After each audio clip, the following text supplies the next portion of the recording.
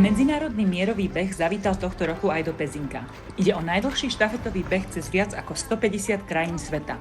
Pripájajú sa k nemu dobrovoľníci zo všetkých oblastí, ktorí chcú vyjadriť svoju túžbu po mieri, priateľstve a vzájomnom rešpekte. V Pezinku sa na pár kilometrov pridali aj žiaci miestnych škôl a atletických klubov. Spoločne niesli horiacu pochodeň, ktorú už držali milióny ďalších ľudí na všetkých kontinentoch.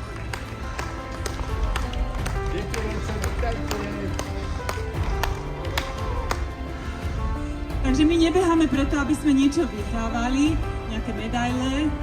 Od roku 1987 pán na obrázku Sričin ho tu založila, takže už 39 rokov beháme.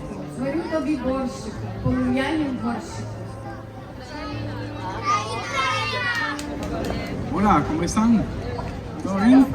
¿Español? Kalinka, Marinka, Kalinka moja, stawiamy, Kalinka, Marinka moja. Peace run, peace run, peace run, peace run. Mierový beh vznikol v roku 1987 z iniciatívy humanistu a mierového filozofa Sri Chinmoya. Jeho posolstvom je, že mier sa začína v srdci každého človeka a rastie prostredníctvom malých skutkov dobrej vôle.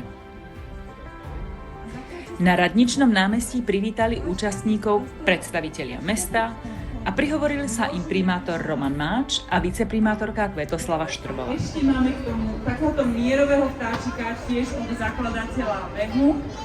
Práve toto je ten krok, ako každý iný bežný krok, ktorý z miest robí mesto krajším, lepším, priateľskejším a otvoreným pre všetkých ostatných. Takže vítajte a snáď na budúce sa opäť stretneme. Nech sa vám darí.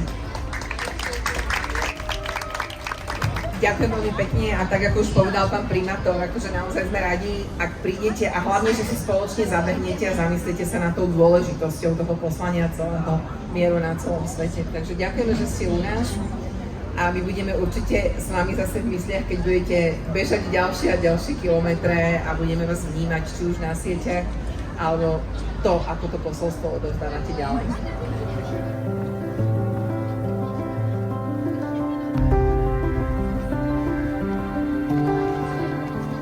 Súčasťou návštevy bolo aj zasadenie stromu mieru a slávnostné odhalenie pamätnej tabule na Farskej ulici s odkazom zakladateľa mierového behu Sri Chinmoya.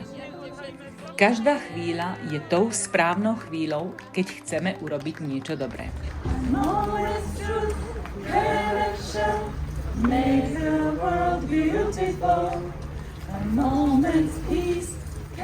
Beh pokračuje naprieč Európou a všetkým zúčastneným želáme bezpečnú cestu, neutichajúce odhodlanie a veľa ďalších inšpirujúcich stretnutí.